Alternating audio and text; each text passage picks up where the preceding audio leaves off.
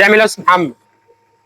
احنا دلوقتي في المرحله النهائيه للخراطه. كان عميل طالب مننا الشكل ده، هيحطه في سرير في فروجيه في خرم هنا 6 مللي، بيحط دي في الاخر.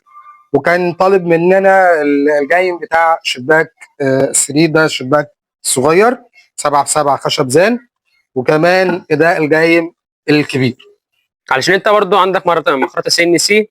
موجوده مخرطه سي ان سي، بس الشكل ده بيتفنش في الاخر يدوي. طب مكانك فين؟ مكاننا ان شاء الله شبرخيت بحيره على البحر خلف مدرسه الامام محمد عبده.